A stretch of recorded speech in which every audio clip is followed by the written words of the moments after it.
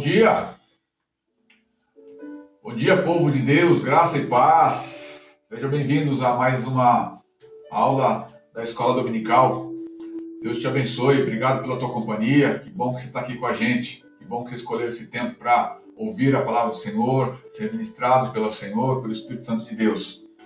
Você sabe, nós falamos aqui da Igreja Metodista em São Roque, nós estamos falando aqui do distrito de Sorocaba, nós somos a terceira região eclesiástica. Estão conosco hoje os pastores Eduardo Júnior e pastor Felipe Itaboraí. Um beijo para meus alunos aqui da Igreja Metodista em São Roque, classe de adultos. Saudade de vocês. Temos os visto nos cultos, né? Mas em escola dominical ainda estamos conversando por aqui. Graças a Deus por isso, né? Um abraço para você que está nos acompanhando, para você que está dando uma espiadinha aqui. Sejam todos bem-vindos. É isso aí. Vamos lá. Você sabe, né? Nós estamos estudando as lições da revista Maturidade Cristã, Fé, Experiência e Convivência, da revista Em Marcha, da classe de adultos. E hoje a lição que nós vamos estudar, por incrível que pareça, essa pandemia fez a gente estudar duas revistas inteiras, fora alguns avulsos que nós ministramos por aí, né? Estamos na lição número 19, meu Deus, de 22. Logo, logo estaremos com uma edição nova, se assim o Senhor quiser, né? Então, maturidade em tempos de perdas e luto. Esse é o tema, essa é a lição que nós vamos estudar hoje. E o texto que você está vendo aí, Lucas 7, 11 a 17, tá bom? Como sempre, né, nós falamos dos objetivos que a lição traz para nós. E ela sempre procura, assim, através dos seus autores, né, trazer um pouco de reflexão sobre o assunto, sobre o tema, sobre a temática da lição que a revista nos propõe. E também sobre uma parte prática, né? O que nós podemos fazer a respeito disso, então? Refletimos, pensamos, vimos e agora? Como que nós vamos fazer? Tá? Então, assim, objetivos é refletir, você está vendo aí, né? Sobre as perdas e lutos que acometem todas as pessoas, em todos os lugares, em todos os momentos. Todas as famílias, aliás. E pensar um pouquinho sobre os caminhos que nós podemos trilhar para superar essas dificuldades, né? Os caminhos de superação em meio a essas dificuldades que nos aparecem. Então vamos lá. Hoje nós vamos começar logo de cara lendo o texto proposto, que é Lucas 7, versículo 11 até versículo 17. E eu vou ler aqui, né? Na versão Nova Almeida atualizada. Ok? Vamos lá, Lucas 7, 11 a 17. O texto, obviamente, você deve ter ouvido alguma ministração, já ter visto algum estudo bíblico sobre ele já, que fala sobre a ressurreição do filho de uma viúva. Vamos ler. Lucas 7, 11. Pouco depois do quê? Pouco depois de Jesus estar operando juntamente com os seus discípulos milagres, curando pessoas na cidade de Cafarnaum, ele sai dali e se dirige a uma outra cidade. Então, lá. Pouco depois, Jesus foi para uma outra cidade chamada Naim. E os seus discípulos e numerosa multidão iam com ele.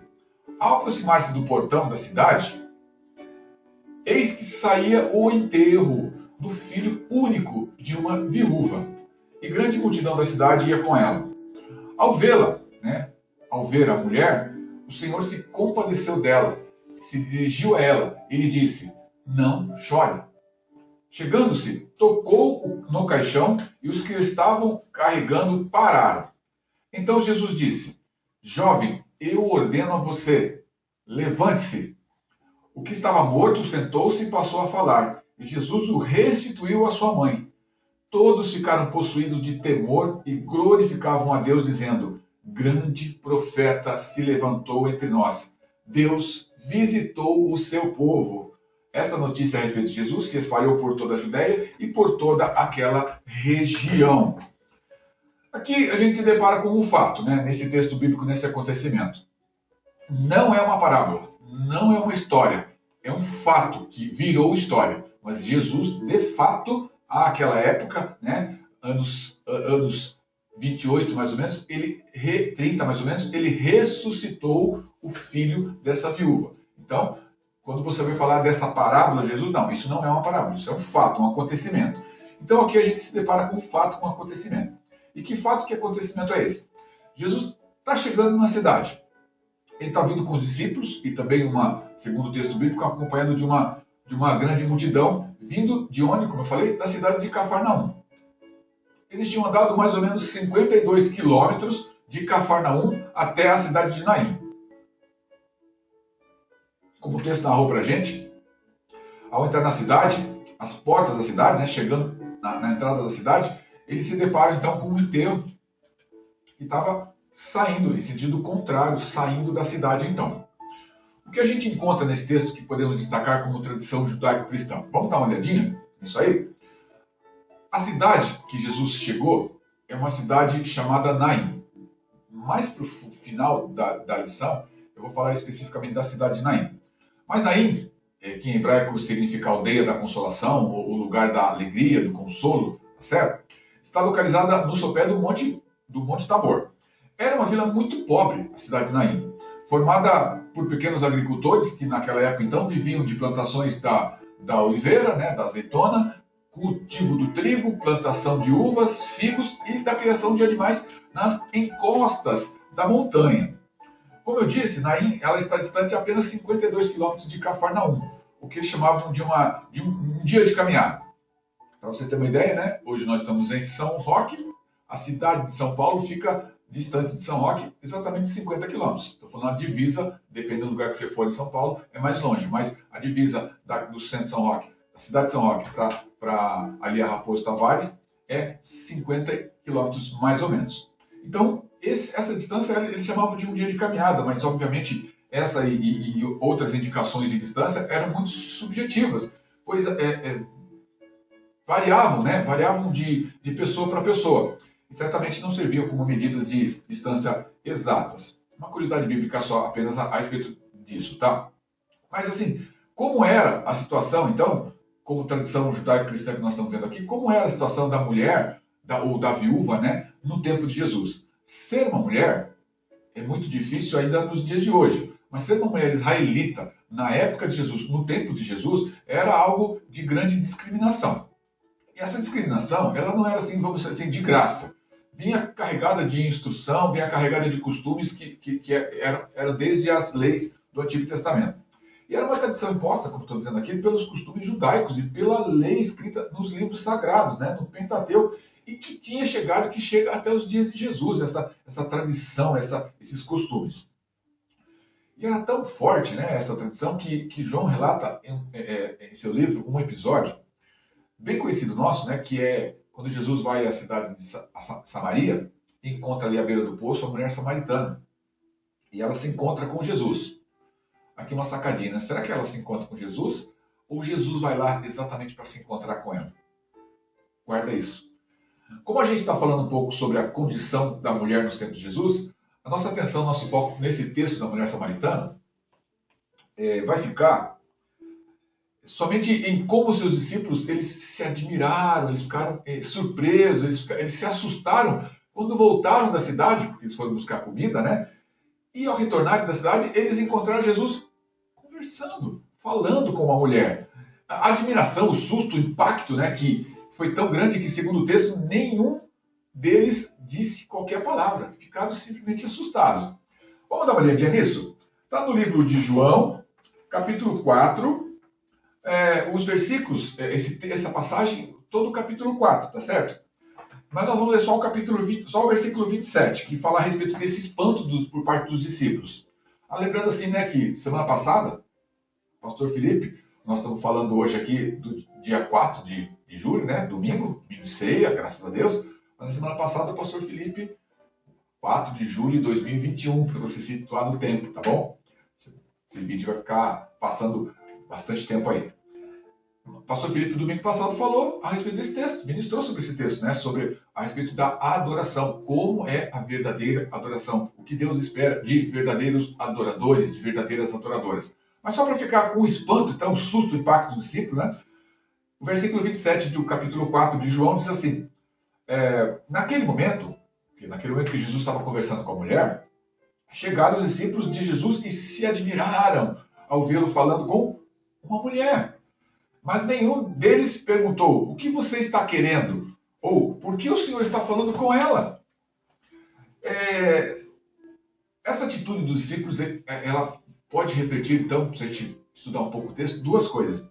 Primeiro, era uma mulher samaritana e os discípulos traziam ainda, né, um desprezo latente àquela época, né, pelos samaritanos. Judeus e samaritanos não se davam bem, né?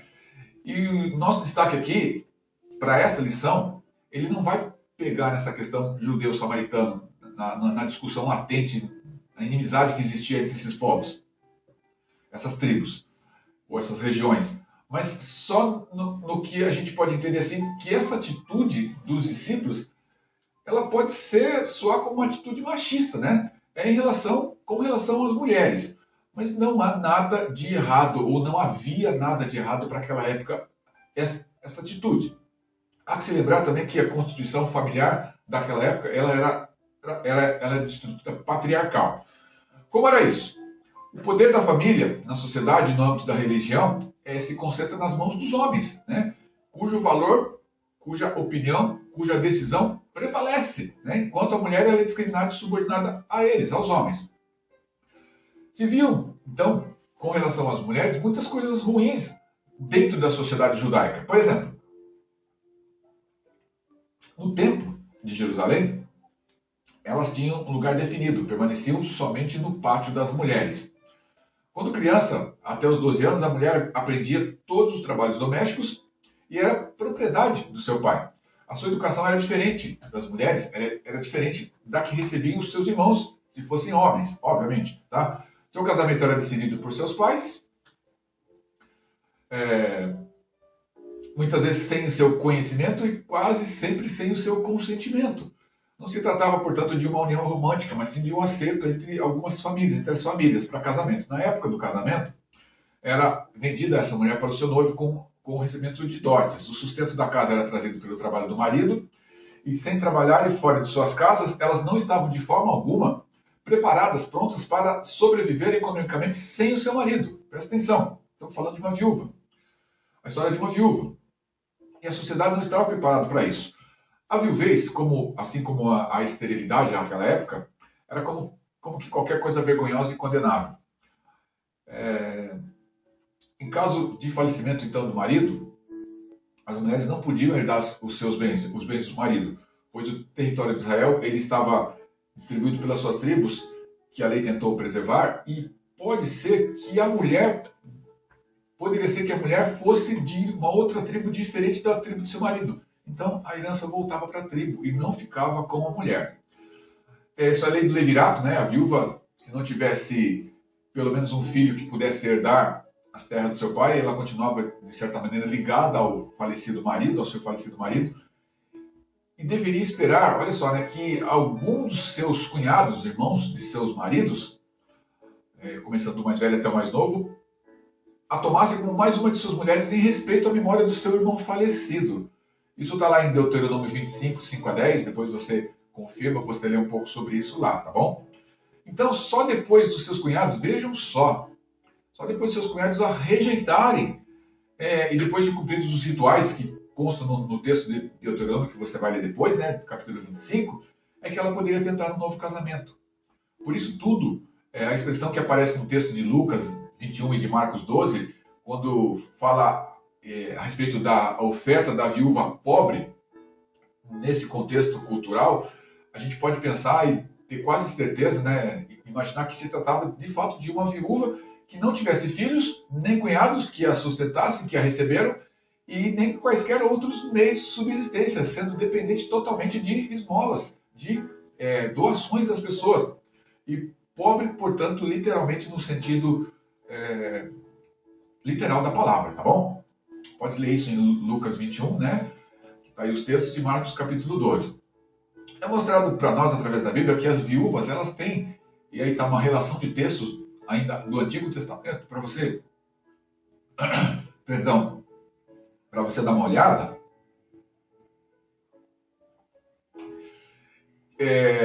entender que as viúvas, ela tem um local especial no coração de Deus. Então, se você quiser, separa um desses textos que estão aí relacionados e perceba isso.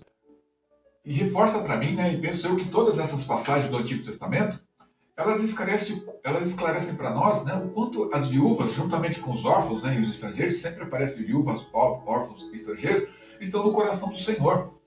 E é natural isso ter se estendido para o Novo Testamento também, né? Depois você vai lá dar uma olhadinha, uma espiadinha, vamos ler junto aqui, Atos 6, versículo 1, já nas épocas agora, né? Naqueles dias, aumentando o número dos discípulos, houve murmuração dos helenistas contra os hebreus, porque as viúvas deles, dos helenistas, estavam sendo esquecidas na distribuição diária das ofertas, né? Então houve murmuração dos gregos contra os hebreus, porque as suas viúvas, as viúvas dos gregos, dos helenistas, né, conforme a versão que nós temos aqui, eram desprezadas na distribuição diária, que era feita a todos, oriundo de um fundo então comum que a igreja havia estabelecido e de acordo com as necessidades deles. Então, passagens, você vai ver agora uma relação de passagens do Novo Testamento agora, onde a gente vai ver então que Deus, né, ainda se preocupa com as viúvas. Assim, vemos que órfãos e viúvas representam um conjunto de pessoas e grupos sociais em situação de grande vulnerabilidade e necessidade. A viuvez dessa mulher, nós estamos falando especificamente dessa mulher da cidade de Naim, ela lhe trazia, como dissemos, vulnerabilidade social, uma dependência extrema por parte dos outros, situação que se intensifica então com a morte de seu único filho. Para as viúvas, os filhos eram uma garantia de sustento. A herança dos pais ficava na família enquanto houvesse filhos. Não havendo filhos, a herança voltava para a tribo. Para as viúvas, os filhos eram uma garantia de sustento, tá certo? Além da imensurável dor emocional, perder o único filho, né? Perder o único filho, emocionalmente era um abalo, podia significar, ou significava, né? Ter também o seu futuro e o seu sustento comprometidos. Mas Jesus ele inaugura um novo tempo para essa mulher. Então lá, volta para a história, volta para o texto. Jesus ele se depara com uma situação muito comum que afeta todas as pessoas. Histórias de luto, histórias de perdas. Quer seja por vivências nossas, né? Vivências pessoais, experiências próprias, ou mesmo por solidariedade, né? Todos passamos por essa situação de luto. Vamos lá. A gente está perguntando assim, o que se encontra nesse texto que pode ser destacado como uma tradição judaico-cristã? Versículo 12. Versículo 12, então, do texto que nós lemos aqui. No versículo 12, a gente diz assim, a porta da cidade saiu o enterro. Né? A porta da cidade saiu o enterro. Ao aproximar-se do portão da cidade, eis que saiu o enterro do filho único de uma viúva.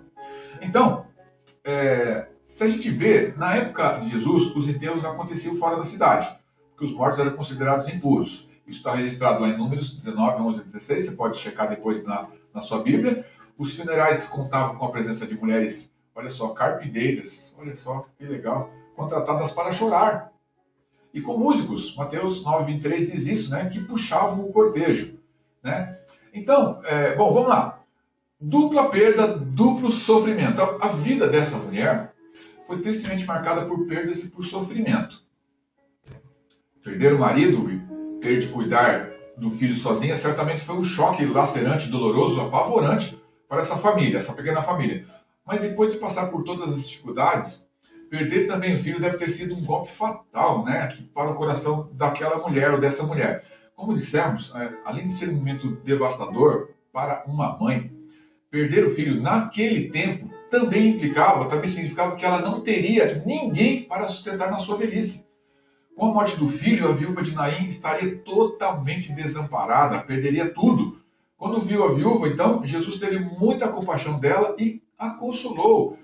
A história, o texto e a revista destacam que esse encontro foi também um encontro de contraste de ânimos. É legal essa parte que a revista trata isso aqui pra gente, né?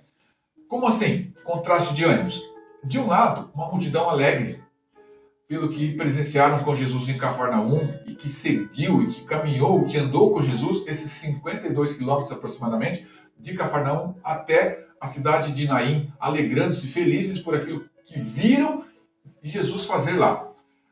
Do outro lado, parentes e amigos chorando a morte de um filho querido. Então, ao se deparar com a caminhada da morte, que quem caminhava pela vida precisou parar. Lembra que ao chegarem na cidade, viram o enterro saindo, aquela alegria, pararam. Pois foi isso que Jesus fez. Jesus, que liderava a multidão da vida, parou para observar a caminhada da morte. ele parou. Ele se comoveu, ele falou com aquela mulher e ele disse: não chores. Essa expressão não chores foi, né, a expressão de Jesus, foi mais do que uma simples fala de consolo, né, para que ela secasse suas lágrimas, pare de chorar, não se preocupe, ou como se possível fosse, né, diminuir a sua dor, o seu sofrimento pela perda do filho como mãe que ela era. A fala de Jesus está carregada de empatia, né, se coloca no lugar da pessoa, é isso mesmo.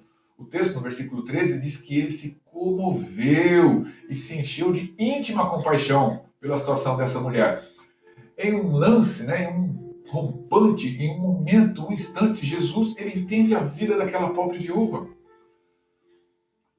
Deixa para te falar sobre isso daqui a pouquinho. Como é que Jesus chega até esse momento? Jesus, então, movido em si mesmo, aproxima-se do esquife, do caixão, da urna funerária, sei lá como você pode chamar isso, e toca no caixão. E o cortejo, então, é imediatamente paralisado. Dá para a gente já imaginar, né? As pessoas ali murmurando, reclamando, né? Ele é judeu? Como pode tocar no caixão? Como pode chegar perto de um morto? Né? Imagina as coisas que estavam se falando, né? Porque pela tradição, a gente viu isso lá em Números, né? E a recomendação da lei cerimonial não se podia tocar no morto. Mas Jesus, como sempre, Jesus não se prende a costumes, Jesus não se prende a letra, Jesus não se prende a nada. Ele não fica insensível ao sofrimento daquela mulher, ele jamais fica insensível ao sofrimento de qualquer pessoa que seja. Ele se aproxima do caixão, toca no caixão e ordena ao jovem, ao morto, para se levantar. E o rapaz, então, reviveu. Assentou-se no caixão e começou a falar. Aleluia. Jesus, então, o entrega à sua mãe, entrega o rapaz à sua mãe. E todas as pessoas que estavam ali, a multidão da vida que caminhava com Jesus, né? E aqueles que caminhavam caminhavam, né, a caminhada da morte, todos que viram esse milagre ficaram maravilhados e louvaram a Deus, reconhecendo Jesus como um grande profeta. Definitivamente a morte encontrou com a vida naquele dia. E o enterro, que é uma ocasião de tristeza, como sempre quando Deus entra no negócio, quando Jesus está no negócio, o que era tristeza vira festa. Coisas que só o nosso Jesus, só o nosso Deus pode fazer, não é verdade? Então, além daquela família, como disse, né, e reforço, os dois grupos que se encontraram às portas da cidade foram alcançados pelo milagre operado por Jesus. O texto declara, né, que o povo glorificou a Deus no versículo 15. Leia lá, agradável cidade de Naim, né, agradável, no nome já traz isso, né, uma cidade de consolo. A agradável cidade de Naim não foi poupada de viver experiências dolorosas. Não, de forma nenhuma. No entanto, a presença de Jesus ali fez toda a diferença para aquele lugar. E vai me dizer, quando você coloca Jesus no negócio, as coisas não tendem a virar sempre o pranto em alegria, o choro em festa. Então, na história dessa viúva, né, nós identificamos histórias de muitas pessoas, nossas histórias, e talvez a nossa própria, né, como eu disse. Mas nós cremos que Deus tem poder para ainda hoje ressuscitar mortos e Ele opera seus propósitos que muitas vezes a gente não compreende. E não precisamos compreender, somente entendê-los e aceitá-los. Somente aceitá-los. No entanto, o poder de Deus, restaurador, se manifesta para além disso, mesmo diante das perdas. Se, diferentemente, então, do que aconteceu com a viúva de Naim, quem chora o luto não reencontrará, pelo menos nesta vida, as pessoas queridas que se foram. A vivência e superação do luto é uma realidade a ser vivida em Jesus. É isso mesmo, a realidade a ser vivida em Jesus e com Jesus. Pois o Cristo, né, que faz o filho da viúva reviver, ele nos mostra a importância do quê? De sentirmos compaixão diante do sofrimento das pessoas. Com isso, né, com um sentimento aflorado da compaixão, ele nos chama a viver essa mesma compaixão. Mas não só isso, ele se apresenta como alguém que se importa com a gente, se importa com as nossas situações, se importa com tudo que vivemos, com o nosso sofrimento, que sofre conosco e age sempre em nosso favor. Esse é o nosso Deus, aleluia. Né? Hoje, 4 de julho de 2021, nós estamos vivendo um momento de pandemia mundial. Pandemia já é mundial, né? Redundância, né?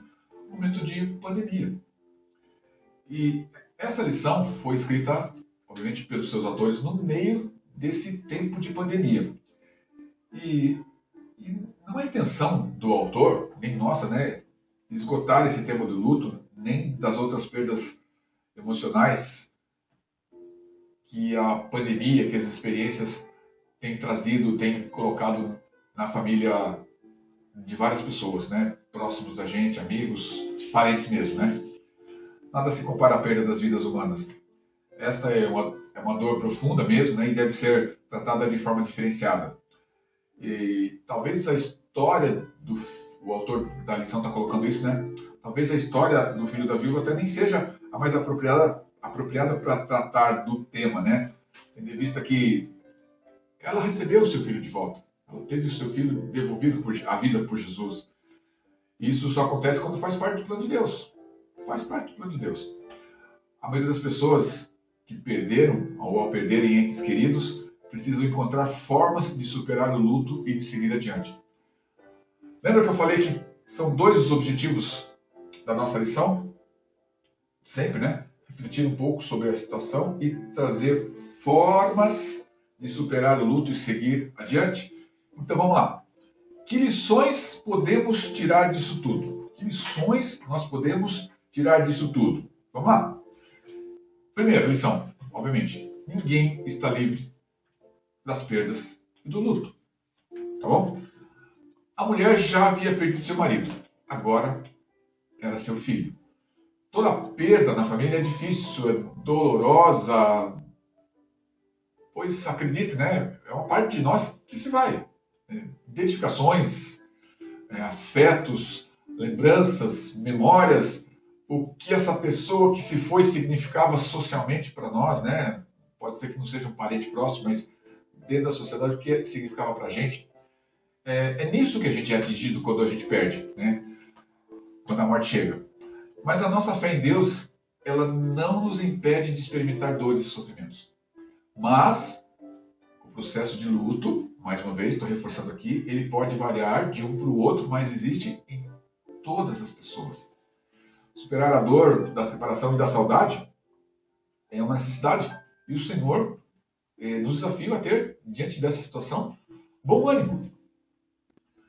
Que lição podemos tirar disso? Ninguém está livre das perdas e luto, primeiro.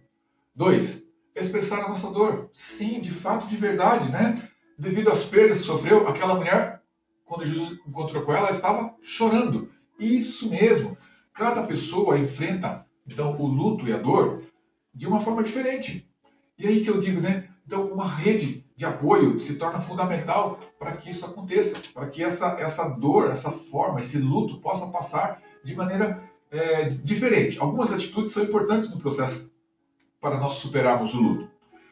O autor aqui traz três formas, ou três fatores, três atitudes importantes no processo de superação do luto. Primeiro, admitir a perda e o tamanho, a densidade, a intensidade que essa perda ela traz para a gente, tá certo? Chorar a ausência sem culpa, isso, até que o coração não doa mais, chorar. Pois tentar ser forte ou retardar a dor não é saudável. O testemunho aqui, né, 1985, minha avó faleceu, meu pai não chorou, de jeito nenhum, meu pai não chorava, meu pai o tempo todo sem chorar, segurando ali diante das pessoas, seus irmãos, né, como o irmão mais velho que era a época, segurando ali, tentando ser forte, né, e foi o tempo todo assim, durante o velório, durante o sepultamento, no retorno para casa. Entrou dentro de casa, quando nós fomos pegar lá, arrumar as coisinhas dela, aí desabou. É isso mesmo, mas esse choro o curou. Talvez de uma amargura, de uma dor, de uma saudade que, sei lá quando ia ser curada. Chorar cura, meus queridos. Então, admitir a perda e a enormidade dela. O segundo ponto aqui, a segunda atitude que é importante nesse processo de superação do luto, é não ter pressa. Não ter pressa mesmo, na superação do luto, na superação desse tempo. Essa informação, não ter pressa, vale tanto para quem está sofrendo o luto, presta atenção, quanto para as pessoas que convivem com aquelas pessoas, com os enlutados, tá bom? Admitir a perda, não ter pressa e nunca exija de uma pessoa que ela coloque fim no seu luto sem ela estar preparada. Tempo de luto é particular, é pessoal, é de pessoa para pessoa. Eu quando perdi minha mãe, nossa, cada um é diferente, cada pessoa é diferente, tá bom? Saber que um dia o luto termina. E assim será possível lembrar ou falar de quem se foi, ou de outras situações de sofrimento, sem sofrer a grande dor da perda. Isso mesmo, o luto passará. E isso não afetará a memória e o amor que sentimos por quem nós perdemos. Então, ninguém está livre das perdas, do luto, expressar a dor e o que aprendemos com isso tudo. Consolo em tempos de perdas e luto. A mulher se você lembrar do texto, uma grande multidão acompanhava a mulher, certo? A mulher viúva contou com uma grande multidão que caminhava com ela. Assim como Marta e Maria, na morte de Lázaro, temos a certeza da presença de Cristo conosco. Ele é o nosso sustento, Ele é a nossa força. Temos a certeza de que Ele é a ressurreição, Ele é a vida, e nele nós cremos para isso, tá certo? Por isso, compartilhar a dor com quem nos ama nos ajuda a continuar a caminhada nesses tempos difíceis de perda. Então, a presença de amigos, a presença de familiares, a presença da comunidade da fé, sob a liderança de um pastor ou de orientador, isso é fundamental, é de fundamental importância para quem está vivendo luto. O tempo. O tempo, diria o poeta, né? O tempo é um fator importante, mas o tempo não cura. Quem cura é o Senhor do tempo, né? O que devemos fazer é deixá-lo passar, caminhar e confiar que Deus usará o tempo para o nosso bem. Isso mesmo. O que podemos aprender? Que lições podemos tirar de tudo isso? Ninguém está livre das perdas do luto. Expressar a nossa dor ajuda. Consolo em tempos de luto. E, finalmente, 4. A consolação precisa ser acompanhada de prática. Jesus falou e Jesus agiu. O nosso consolo para a vida das pessoas precisa ser recheado, né? Precisa vir acompanhado de palavras amorosas. Mas presta atenção. Palavras que não julguem, palavras que não diminuam, palavras que não tentem, de alguma forma, fazer com que o sofrimento da pessoa perca o seu valor. De preferência, queridos, acompanhada de ações em favor da vida dessas pessoas, ok?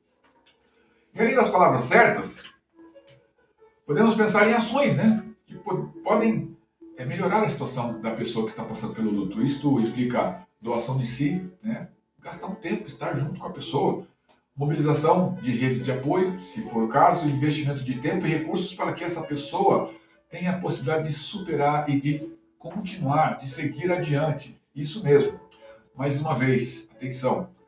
Como já dissemos aqui quando falamos sobre Jó, né? Que os amigos de Jó estavam ali junto dele e permaneceram, e quando abriram a boca para falar, a história a gente conhece, né?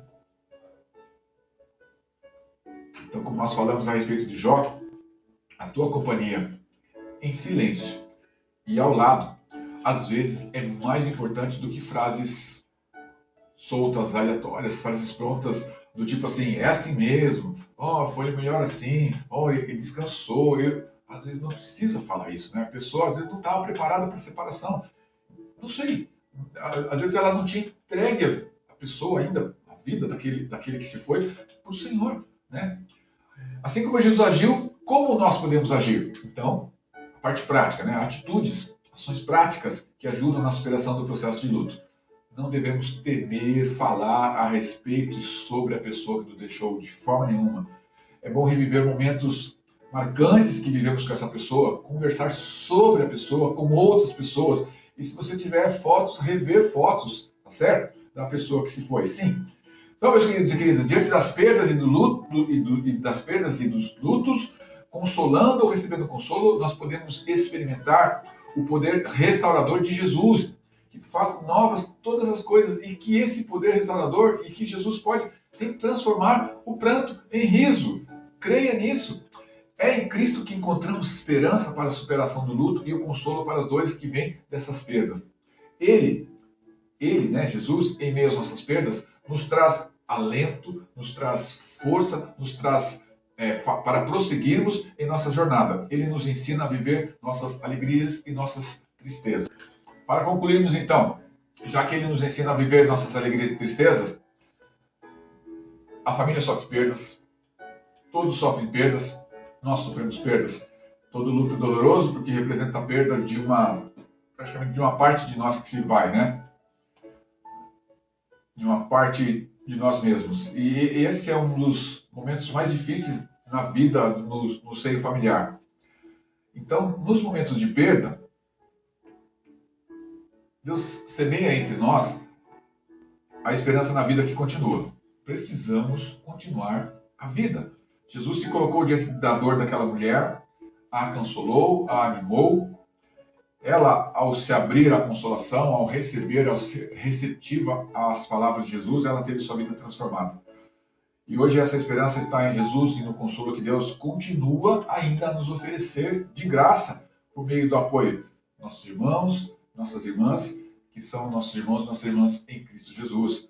Para aquele jovem, Jesus disse, levanta-te. Essa é a ordem para nós hoje. Essa é a ordem que Jesus dá para a igreja. Levanta. Nós devemos nos levantar para ajudar a quem sofre. Como comunidade de fé, não estamos imunes às perdas, não estamos imunes aos lutos, mas em comunidade, juntos, nós encontramos formas de superação, nos ajudando uns aos outros, mutuamente.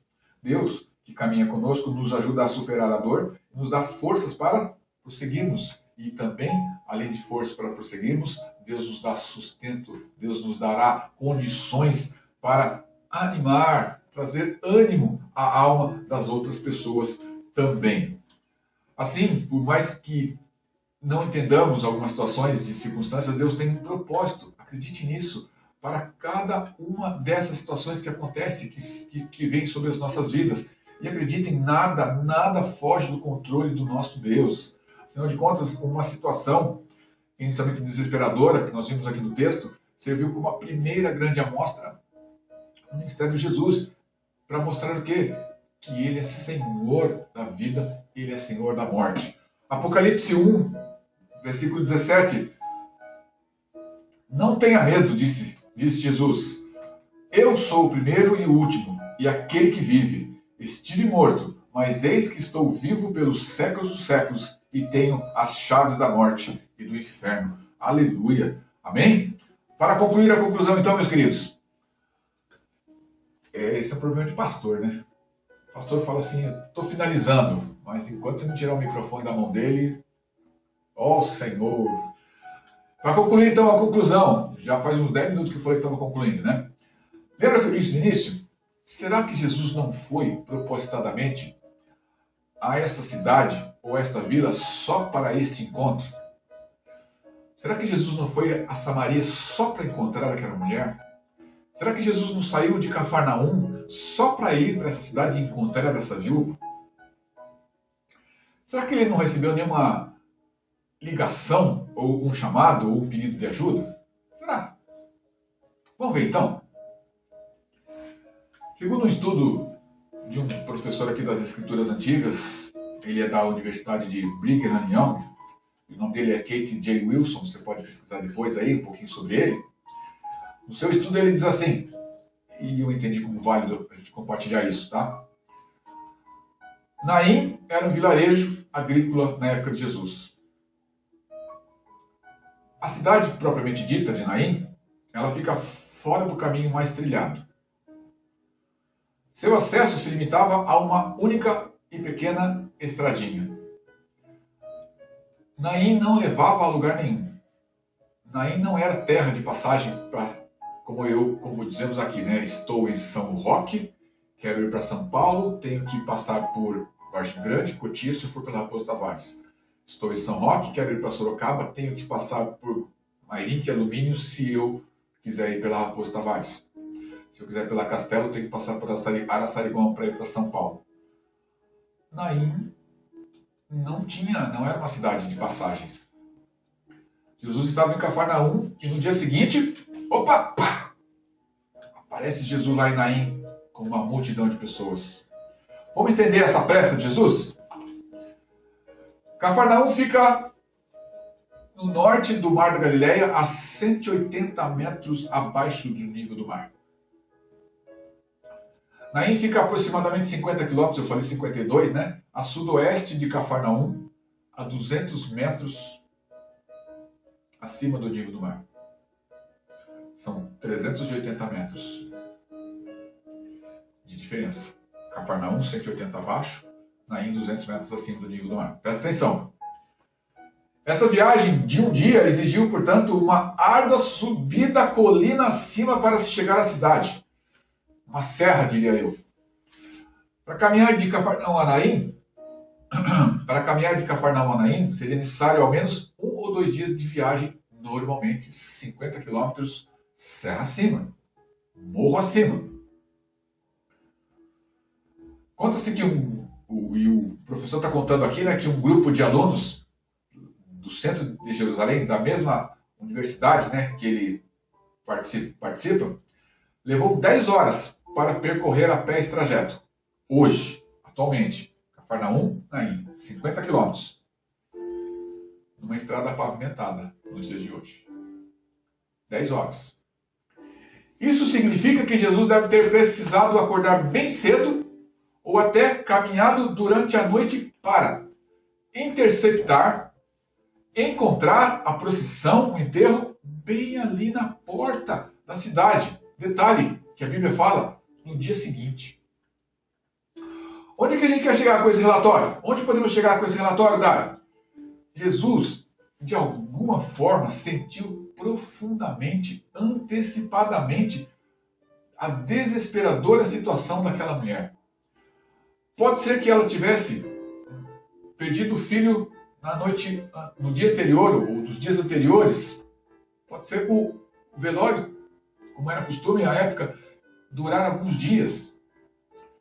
Pode ser que ela tivesse passado a noite prostrada no chão da terra seca de sua casa. Em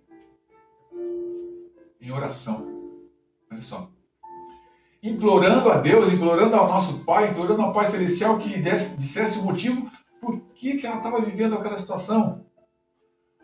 Ou talvez ela estivesse aterrorizada e colocando diante do Senhor, aterrorizada com a iminente situação que ela viveria daquele momento em diante da perda do seu filho, como uma viúva, sem recursos, sem ser aceita por ninguém. Aterrorizada com a iminente solidão que teria de enfrentar sem o seu marido já e agora sem seu filho. Não sabemos, mas uma coisa a gente sabe, que o Salvador decidiu parar imediatamente tudo o que estava fazendo em Cafarnaum e partir imediatamente dali. O que exigiu que ele caminhasse ainda de noite para interceptar a procissão fúnebre pouco antes de sepultarem o corpo. Casualidade? Coincidência? Ou providência divina em resposta à oração? Guarda isso para perguntar para a viúva lá, quando você estiver na eternidade com ela. Certo é que a situação clamava pela atenção imediata de Jesus e ele reconhecia a situação. Ele reconhecia a situação desesperadora em que ela se encontrava. Ele ouviu suas orações e foi rapidamente, morro acima, serra acima, para se encontrar com essa mulher. Meus queridos, minhas queridas, essa história que só Lucas escreveu, ela nos confirma indiscutivelmente mais uma vez que Jesus, ele conhecia aquela viúva pobre, aquela viúva esquecida, aquela viúva carente. Então, queridos, esquecida, triste, carente, desprezada, é nesse momento, é justamente quando nos sentimos assim que devemos lembrar que Jesus foi ajudar a viúva, exatamente em seu momento de maior necessidade, e ele virá nos ajudar nos momentos de nossa necessidade, quando nós clamarmos, quando nós orarmos, quando nós colocarmos a situação diante dele, sem vergonha nenhuma. Alguma dúvida disso? Assim como nessa ocasião que estudamos agora, Jesus vai ao encontro da viúva. Há uma outra passagem que eu gostaria de deixar para vocês, né, para nós, como uma lição de casa. Marcos 5, de 1 a 10, a cura do endemoniado Gerazeno, ou Gadareno, né, da cidade de Gadara. Note na leitura, a mesma situação no capítulo anterior, então, de Marcos 5. Jesus larga tudo, atravessa o mar, tudo que ele estava fazendo, atravessa o lago, atravessa o mar, e sai e vai em socorro de um homem. E qual a importância desse homem? Era um maluco, era um perturbador da ordem, era uma pessoa que vivia nos sepulcros, andava nu pela cidade, causando dificuldade para as pessoas e só dando lucro para algumas pessoas que exploravam ainda a sua doença e cobravam para que as pessoas o vissem, né, uma espécie de turismo ali do terror. Mas este homem, uma vez socorrido por Jesus, se torna um missionário naquela região. Olha lá, contando e proclamando em Decápolis, na região toda, tudo que Jesus lhe fizera, e todos se admiravam dos seus ensinamentos. Às vezes, nós seremos como a viúva. Como assim? Precisando de socorro, precisando de ajuda. No entanto, depois de socorridos, como foi com esse homem em Gadara, esse endemoniado em Gadara, Deus nos quer fazer sua boca. Que nós sejamos boca do Senhor, primeiro para a sua glória, e depois para a edificação e salvação das vidas. Amém? Não tenha dúvida que Jesus vem ao teu socorro. Busque, clame e peça ao Senhor. Amém? E aqui nós vimos que Jesus vem morro acima, serra acima, né? Para socorrer a mulher. Atravessa o lago para socorrer um homem. E você tem dúvida de como diz essa canção? De que ele vem saltando sobre os montes para te socorrer, para te ajudar, para te salvar, para te estender a mão? Amém? É isso, meus queridos. Essa é nosso encerramento dessa lição de hoje, né? Lição 19, maturidade em tempos de perdas e lutos. Legal, né? Que legal. E para a semana que vem, lição 20, né? Josué 22, 10 a 34. Conversando, a igreja se entende. Eu sei que as crianças já estudaram essa lição. Então, vamos fazer um copia, cola, né? Um Ctrl-C, Ctrl-V das crianças lá e trazer um pouco da aula, da atividade delas. Vamos lá. Semana que vem, então, Lucas, lição 20, conversando, a igreja se entende, Josué 22, 10 a 34. Tá bom, meus queridos? Tá bom, minhas queridas? Nos veremos lá, com a graça de Deus sempre. Deus seja contigo, meu irmão. Deus seja contigo, minha irmã. Excelente semana. Até daqui a pouco, 4 de julho, culto de ceia hoje, tá bom? Deus te abençoe. Te agradeço pela tua companhia, te agradeço por você ter nos ajudado nessa lição, nessa aula, tá bom? Pelo seu prestígio. Fiquem na paz, fiquem bem, fiquem com Deus. Deus vos guarde. Em nome de Jesus. Tchau, lindo. Tchau, linda. Beijo.